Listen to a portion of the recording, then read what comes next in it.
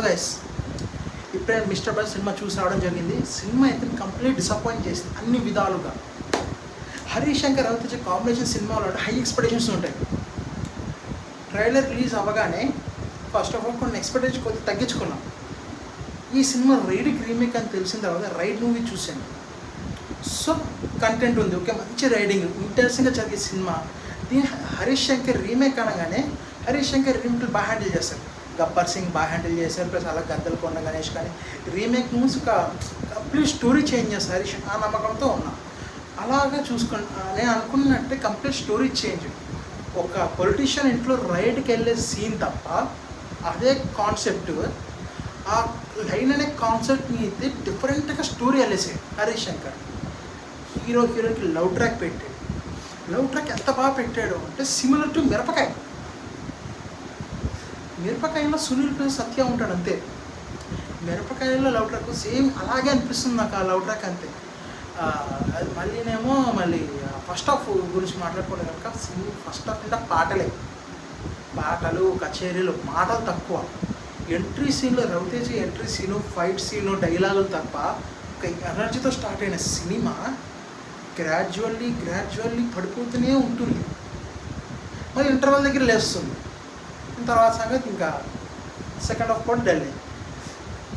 Second half raid scenes ఇంట్రెస్టింగ్గా జరుగుతున్న టైంలో పడిపోతున్న సినిమాని రైడ్ సీన్స్ అని ఒక నెక్స్ట్ లెవెల్ ఇంటెన్స్తో తీసుకెళ్దాం అనుకుంటే పాట మళ్ళీ అదే ఇంటెన్స్తో కంటిన్యూ క్లైమాక్స్ దాకా వచ్చేస్తున్నాయి, ఇంకో క్లైమాక్స్ అయిపోతుంది అనుకుంటే పాటలు బాగున్నా ప్లేస్మెంట్ మాత్రం చాలా వరస్ట్ ఉన్నాయి. సినిమాలో పాజిటివ్ గురించి మాట్లాడుకోవాలి అంటే భాగ్యశ్రీ పెర్ఫార్మెన్స్ కూడా కదా బ్యూటిఫుల్ అండ్ హాట్ అండ్ క్యూట్గా ఉంది. భాగ్యశ్రీ పోజింగ్ 2.5 గంటలు భరించాలి అనేది చూసారా, అది టార్చర్ అనిపించింది సినిమాలో.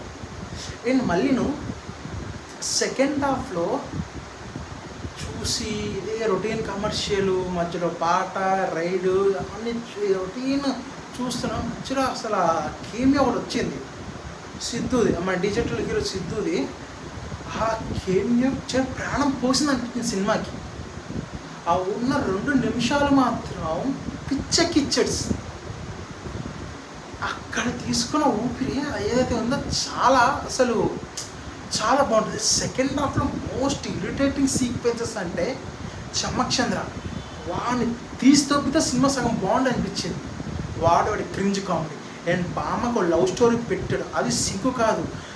నీట్గా పోతున్న రైడ్ అనే కాన్సెప్ట్ని, ఇన్వెస్టిగేషన్ని అసలు భ్రష్టు పట్టించినట్టు ఆ బామ్మ లవ్ ట్రాక్ ఒకటి అంత ఫస్ట్గా ఎలా ఆలోచించారు హరీష్ శంకర్ గారు నాకు అర్థం కాలేదు. ఎందుకంటే ఈ మాటలుంటే హరీష్ శంకర్ ఫీల్ అవుతారేమో కానీ హరీష్ శంకర్ మీద ఉన్న ఎక్స్పెక్టేషన్స్ని దిగ్గజార్చినట్టు అనిపించింది సినిమాలో కొన్ని సీన్స్ అయితే. పాటలు మిక్కీ జేమేర్ మంచి మ్యూజిక్ కొట్టాడు.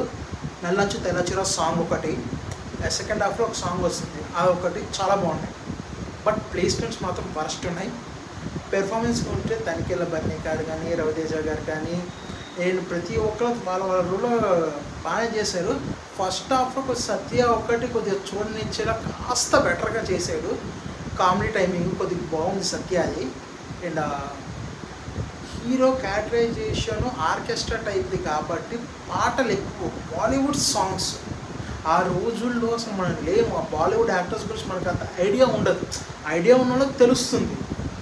ఆ బాలీవుడ్ యాక్టర్స్ మీద అక్కడ పాటలు, మాటలు డైలాగులు ఉండవు, పాటలు ఉంటాయి. ఆ లవ్ స్టోరీ ఏంటో అర్థం కాదు.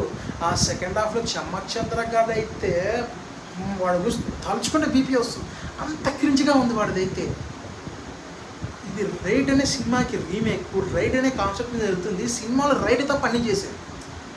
అక్కడక్కడ అలా మధ్యలో రైడ్ సీన్లు చేద్దామన్నారు. ఈ కమర్షియల్ ఎలిమెంట్స్, రైడ్ అనే కాన్సెప్ట్లో కమర్షియల్ ఎలిమెంట్స్ పెట్టడం అనే ఐడియా ఒకటి వర్కౌట్ అయితే కాలేదు. ఓవరాల్గా నేను ఈ సినిమాకి ఇచ్చే రేటింగ్ 1.5/5. ఓకే గైస్, ఇది నా కొత్త channel block box movie talks. దీన్ని మీరు లైక్ చేయాలి, షేర్ చేయాలి, సబ్స్క్రైబ్ చేయాలి. మరిన్ని రివ్యూస్తో మీ ముందుకు వస్తాను.